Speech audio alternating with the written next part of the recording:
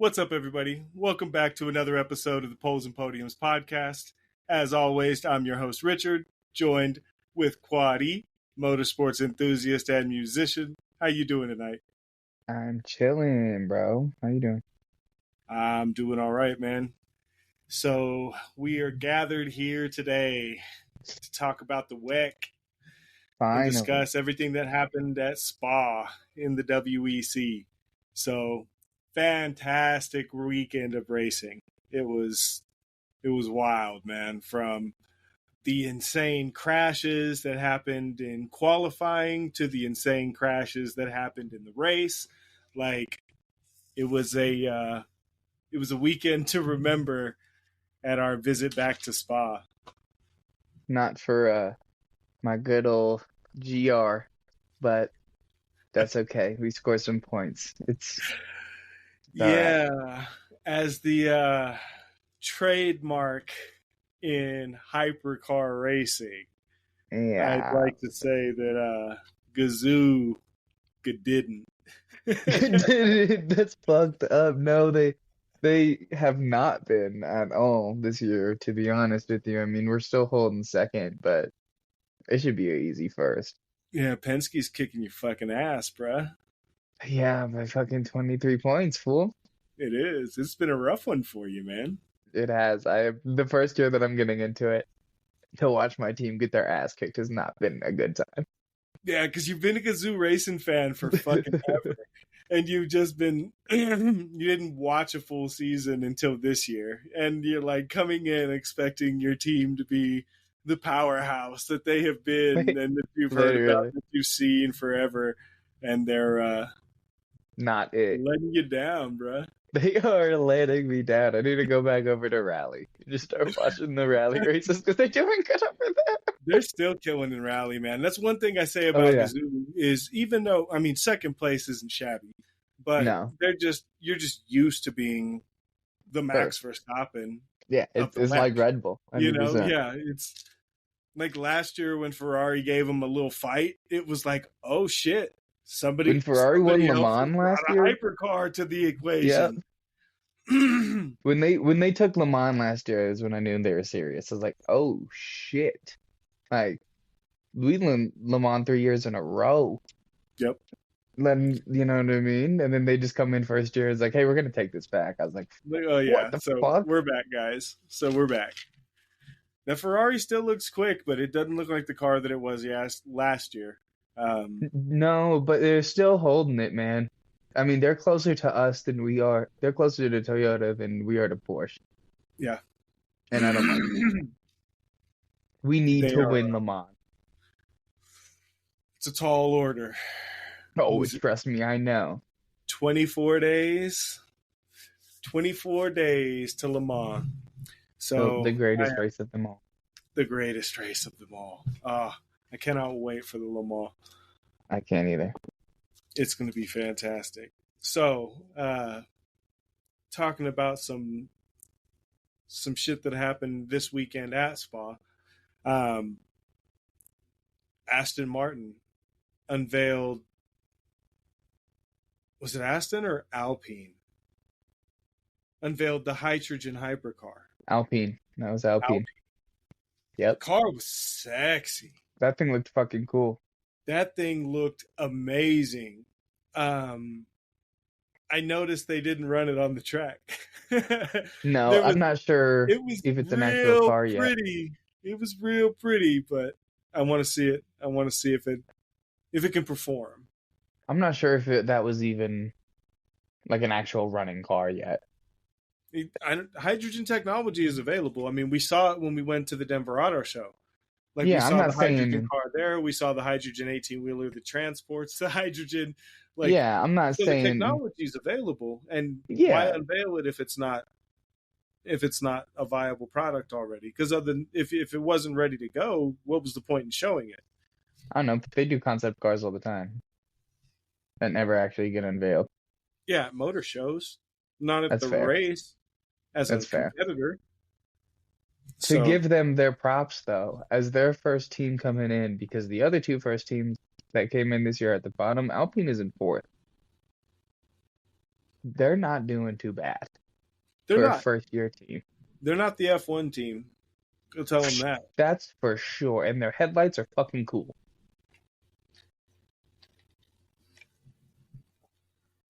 Still love the tail lights on the Pugo. Hi. Oh, for sure. I'm happy they added a fucking wing to it because before it had a wing to it, it didn't look like a proper hypercar to me. Pearl. Hi. Why you keep scratching me? She just keeps giving me the paw. Keeps giving me the paw. Sorry for the people who are only on audio. Pearl, my cat, is in the video, and she is kind of asking for attention. Scratching the shit out of you? Demanding attention. She wants to be in the video. Put her in the video. She's laid out now. I'm gonna leave her be. Let her flap her tail on the Manti Porsche. So, speaking of Manti, man, that was a nasty crash. That was a big hit. That was coming up on a Rouge. You're going fast. Yeah, that was quite an impact. The car spun around, was completely destroyed. I was concerned that my team wasn't going to get to run in the race because there was so much damage to the car. Amazingly, they were able to get basically just a base chassis from another car, put on a trailer and brought immediately. And then they disassembled the car that was destroyed, put all those components on the chassis that they brought in and constructed a complete WEC competition regulation ready car overnight. That's crazy. That's fucking insane. And then turned around and ran it for a 6-hour endurance race straight and won. I'll give it to you, man. I'll give it to you. But that's what, baby.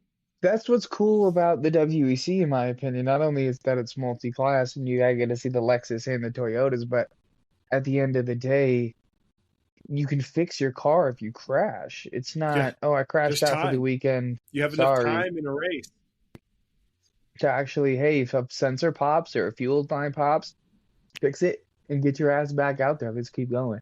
Yeah. The retirements are true retirements are few and far in between because usually they can get enough of the car to get it back to regulation to keep racing and compete. Exactly. And that is at least do something. That is one of the things that I love about the WEC. So, for sure. Man, what a weekend. So, you watched all the sessions? I didn't watch FP3, but I watched all of qualifying in the actual race. All right, I watched all of the race. See, from FP1, I think it was on my FP1 notes here. I was ready to talk some shit with you. Yeah, I know you were. I was looking at that shit. I knew Gazoo was in trouble. 10th and 11th or some shit. They were down there, bro. They were 11th. I was like, now, what the fuck? Granted, my Penske squad was also in 7th in FP1. But FP1 don't matter too much, but at the end of the day, I wasn't concerned about it, man. I was definitely concerned about 11th. The BMW was fast in GT3. Man, that M4 is quick. It is, but that Lexus was going too, bro. The Lexus did show up. But the team that I want to give the props to from GT3 in quali and in FP2 was the Iron Dame squad. Facts. They went hard. They went hard, man. Like, she had that fucking car 5 seconds ahead of the field or something. Like, she wasn't even close to take the pole in GT3. It was a performance. I was impressed. It was. The Dames showed up and showed out for sure. Big shout out to Iron Dame squad. Good thing for them because Lamborghini ain't. They have 3 points on the season. Yeah, the Iron Lynx team up at the top is not Not doing too hot. performing like the Dames team is in the GT3 class. And I'll say that's, I that. mean, I know it's their first year too, but like, if you're getting showed It up by is. your GT3 class, because they're the same team. But everything's changed for them. Yeah. I don't. Did Lynx even run a hypercar last year? I don't think Lynx did. I think that they This is ran their two first year. GT3 cars. Yeah. So, and not only did they not run hyper, but they were Porsche last year. So they moved Mm-hmm. from Porsche that they had been It's used to, because that they've been Lynx, running for years, to that's because Lambo. Lynx bought, yeah, with So the hypercar. yeah, so they moved up to a different class and a completely different brand and build and philosophy of vehicle. Oh, yeah. So it's going to take some adjusting. That's why I'm so impressed that the Dames have showed up and just Took done the their pole. thing, because I mean they're not used to a Lambo, and as they're very different cars to drive. Very Yeah, different but they cars. took their first win last year, so they've been on it. Like, they know Oh, they're a they're dedicated. fantastic Yeah. squad. Fantastic squad. The Yeah. team over at Iron Dames is beastly. On it. Like all their drivers are something to reckon with. I love watching them. It's gonna be a team to look out for at Coda. That car's gonna be quick. For sure. It'd be cool to see it going, too. It will. Pink fucking Lamborghini. How many times do you see that shit? I know. So it's we had talked about Max Verstappen, just to kind of blend here. He's not sounding like he's going to stay in Formula One. If And Adrian goes to Ferrari, dude, like everyone says, I don't see why he would stay.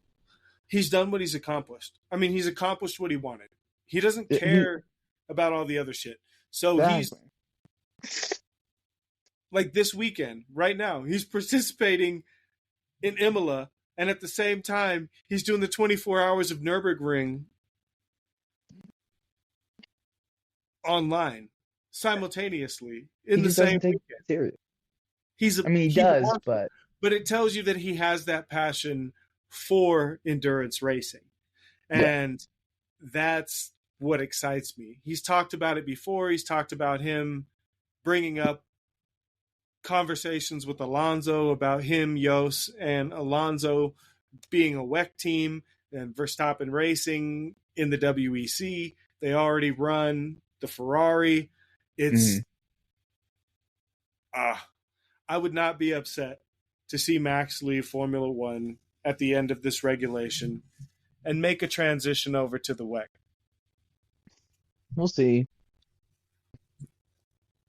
I feel like Max is young enough, and it depends on if he has the interest, but Max is young enough to win the Triple Crown. Oh, absolutely. You know what I mean? And if he were to go and drive in the WEC and win Le Mans, I guarantee you it would be on his radar. Let's just step over to Indy and run a 500 or two. Tell me that doesn't sound just like, hey, can we pit again so I can run for fastest lap? That's him.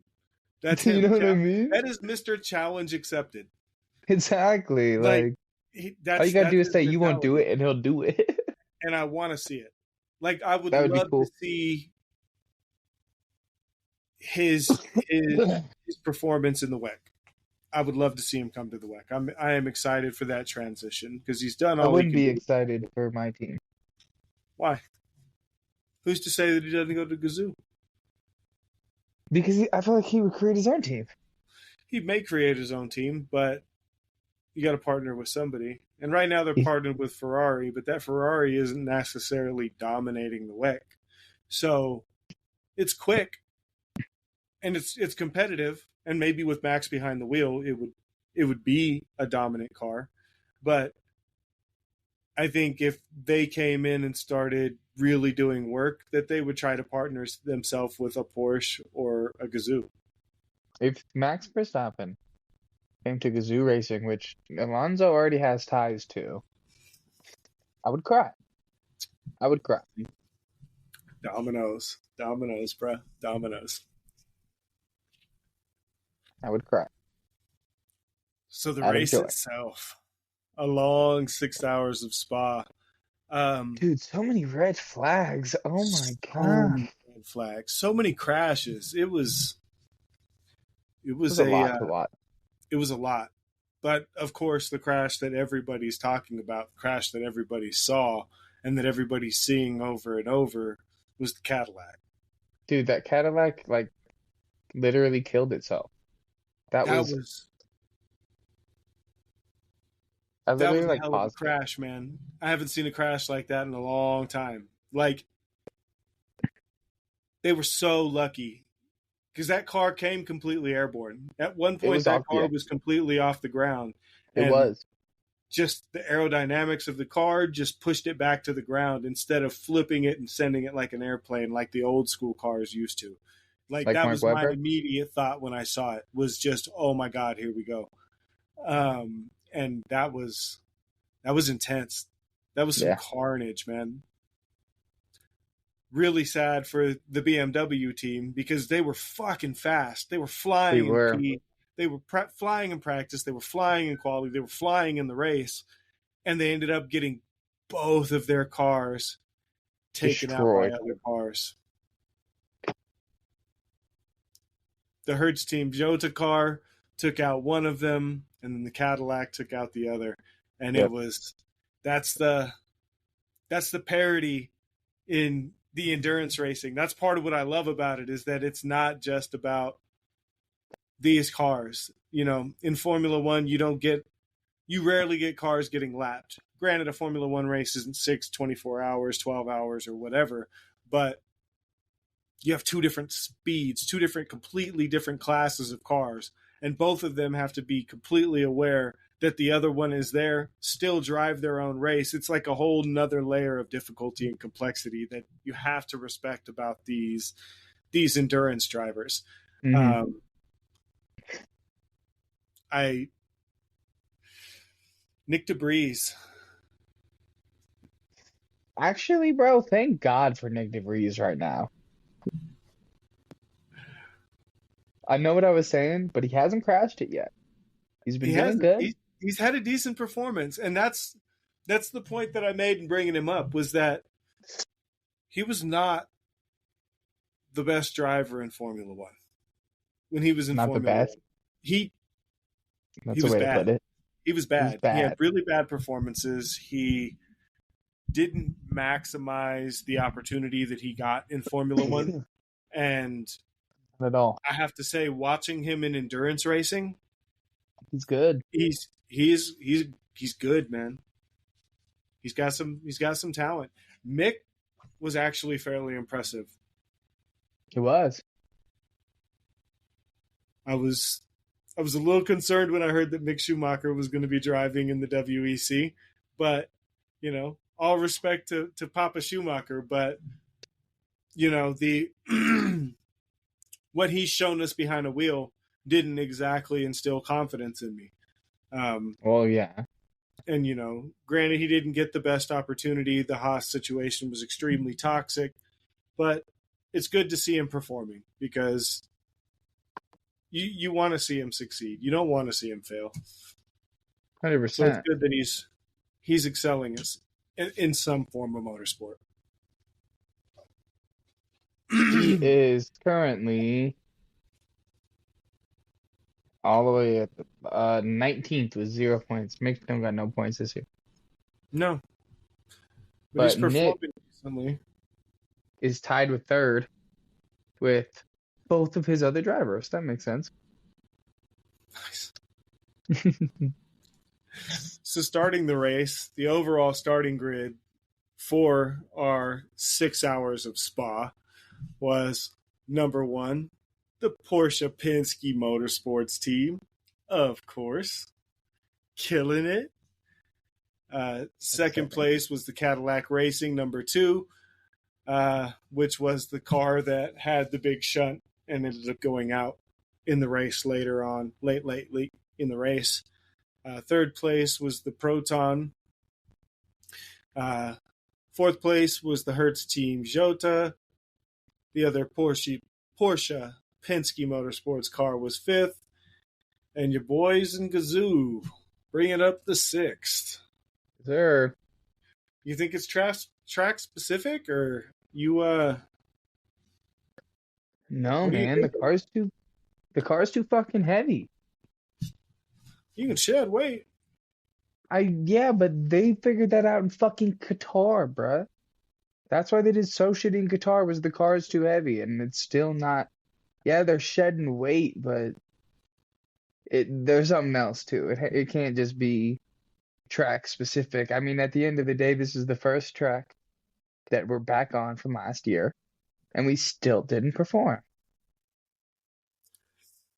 You didn't perform to your normal standard.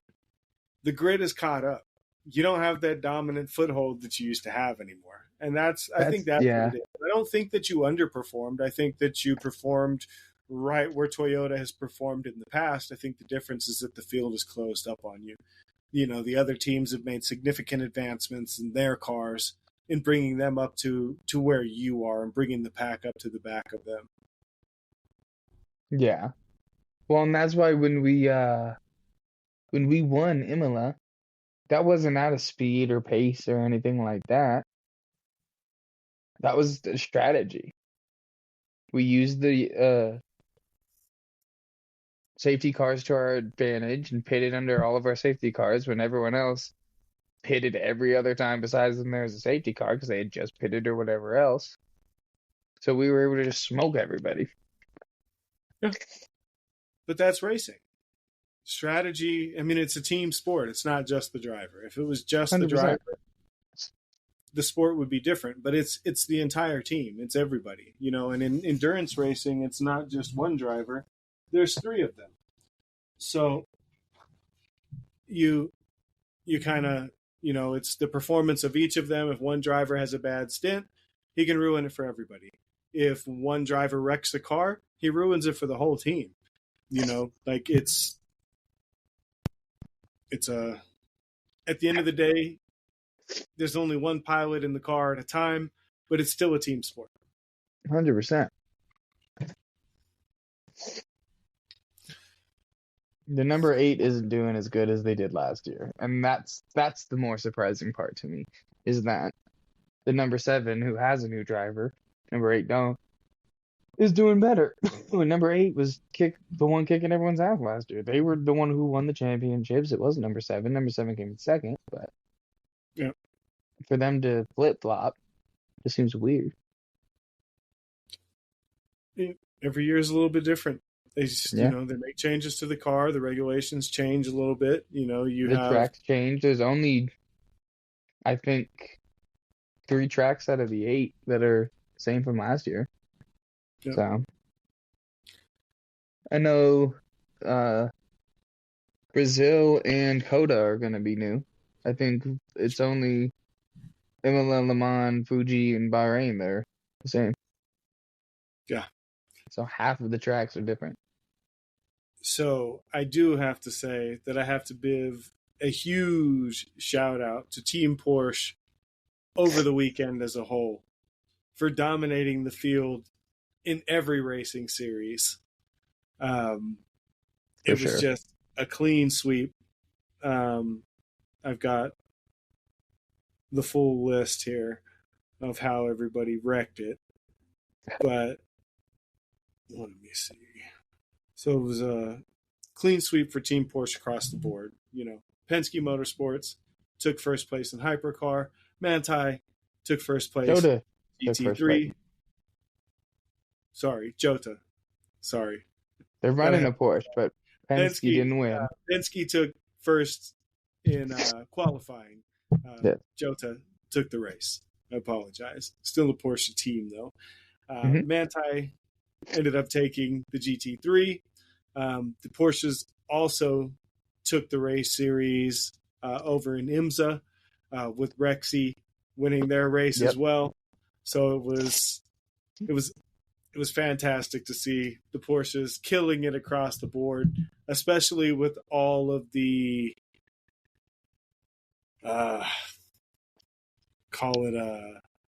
issues that had been had throughout the weekend by everybody. Mm-hmm. I mean, Team Jota lost a car in the race. Was down to one vehicle. Manti completely destroyed the car before the race even started. Coming back from huge odds shows why you need to swap teams, bruh. That ain't never gonna happen. That ain't never gonna happen. Watch them put a super in this bitch next year, and you're really fucked then. I would love to see it. I would That'd be love to tight. see Toyota bring a current gen car to GT3. If you don't bring the Supra, the current Supra, design something for GT3 racing to give Literally. Gazoo something that's not a 2016, 2008, whatever year it is, Lexus. Literally. The car is old. It's I think it's the oldest gen vehicle on the grid, period, at this point.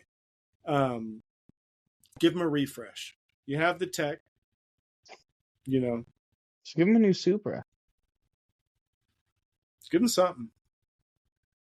Give them something. Design a genuine GT3 track car. You have the technology. You have the race development team. Do a 2-door Gazoo racing version of the TRD Camry. I was just about to say that. I was just about to say a GT3 Camry, bro. That'd be fucking stupid. Camry. Do a coupe version of the TRD Camry that everybody loves. Do a 2-door coupe version and make it a Gazoo racing. It would be fucking gross. Gross. Make it happen. Bring it to the grid. Give us a new car. Give us something new to salivate over. The Mustang was fantastic at the beginning. You saw the pop that it brought. Mm-hmm. Bring a new car for GR. Literally. Something. Dude, what if they brought the GR Corolla? It's not a GT3. It's a hatch. It's a hot hatch. It's not cut out for that. You'd need a proper Grand Touring car. You'd need a GT. And to do that, the best bet would be to make a coupe version of the Camry. Just or come back out with my car. New version of my car. Just stop. He said fucking quit it. I'm just saying that would be cool. Just stop. No. Stop while you're ahead. Stop while you're ahead. It's not a race car. Putting a wing on it does not make it a race car. It is a race car. Might not be, but there are race cars. He said it go vroom when I push the pedal. Fuck you.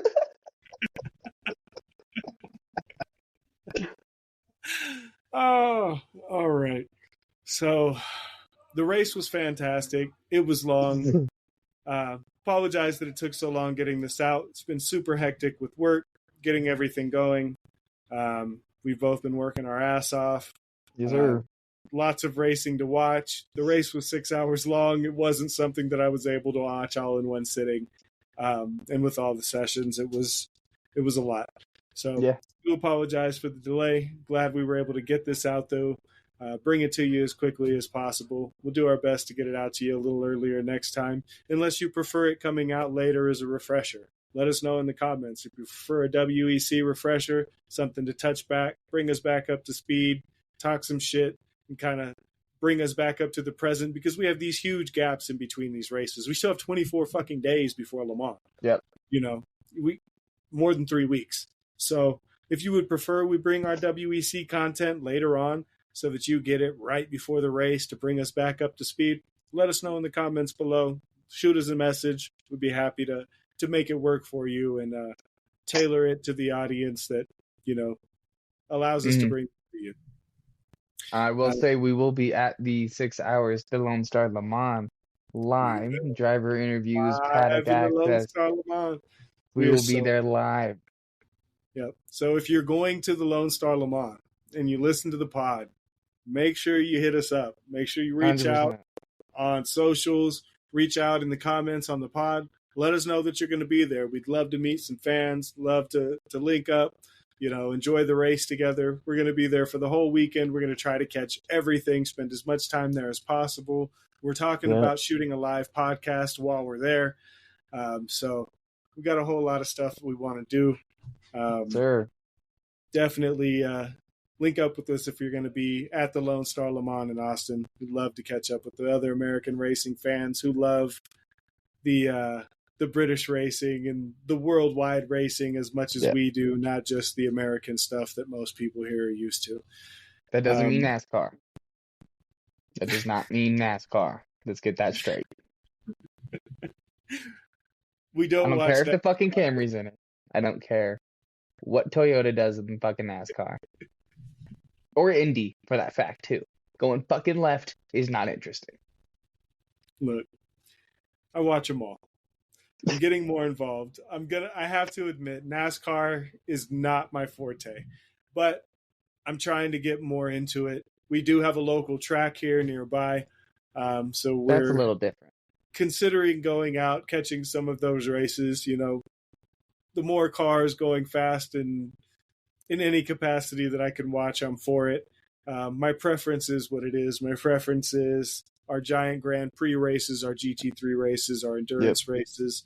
But I love all motorsports. I love drag racing. I love it. If it goes fast and it's on wheels, I'm fucking with it. About the only one that I haven't been able to get with yet is the Formula E. It's weird. I've tried.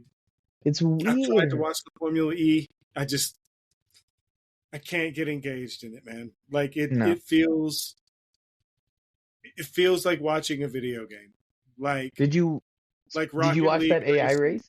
Power ups, and that's what it feels like to me. It feels like watching AI racing or like robot cars. It's just weird, and the no engine noise is just doesn't compute for me. I need that raw engine sound. I really miss the V12s. Did you watch that AI race though? I didn't. Bro, out of a 7-lap race, it took him 2 hours to complete it. There were all kinds of crashes. There was a yellow flag, and one of the cars just stopped in the middle of the track. It just stopped. Well, wasn't it hosed? Weren't the cars not AI? Weren't they like controlled by humans?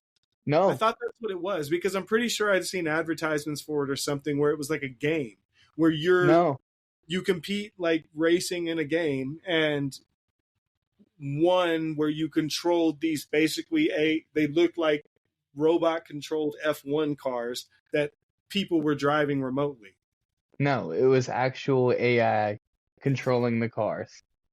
Okay, well that's so much better. You'll have to watch that. Look into that. When they talked about it, I was like, AI racing? Are you really going to try to replace our race car drivers now with robots too? Because I'm not fucking with that. So to hear that it was the most horrible thing to spectate apart from comedy makes me feel better. Watch it, but just for the opposite version of that, because Crofty commentated on it.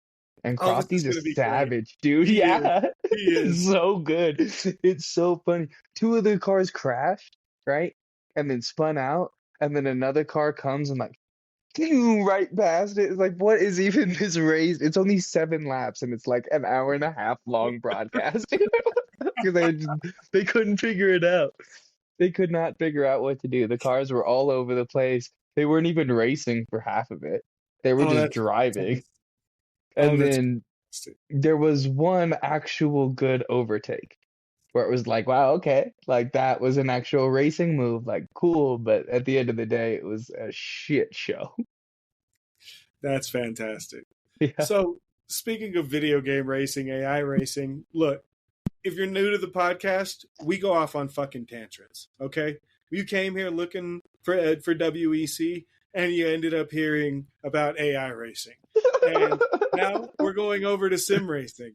And if all you came here for was WEC, that's absolutely fine. We love you, and we'll catch you later.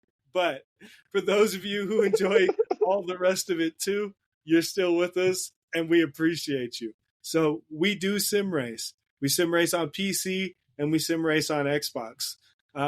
We're working to get together some group races so that we can have some race interactions with some of you guys, get out on the grid with you guys, do some Win against you guys. competizione racing with you guys. We do Forza, we do Formula One. So if you guys are interested in that, if you guys do sim race, do any gaming, and would be interested in participating in that, let us know in the comments. We could definitely start putting that together, try to orchestrate a time, and get that all put together. But did you have any closing thoughts? Anything you wanted to get off your chest before we get out of here? Not necessarily, man. To be honest with you. No? Go give me a follow on Instagram, Quaddy Productions. Go listen to me on Spotify. You know what it is. I make rap music, but it's all over the place. So if you fuck with rap music, I probably got a song that you'll fuck with. So go give it a listen. Yeah. Go check him out. Quaddy Productions. Check out the socials. Also check out our Instagram page at polls_n_podiums, just like it's spelled here, but with the underscores. We appreciate you guys for tuning in. As always, love bringing you the content. We'll be coming back at you soon with an update on Imola. Yes, sir. We considered bringing you one before, but we decided we're going to wait and just give you all the juicy at the end. But if you're catching this and you haven't been up on the race, you need to fucking watch it, because Quali was spicy. This is going to be a good season. For all you people who hated the max dominance, this is going to be the season that you're going to want to watch for, because the field is tight. Yes, it is. Well, we appreciate you guys for tuning in with us. We'll catch you next time. You guys have a good one. Y'all have a good one.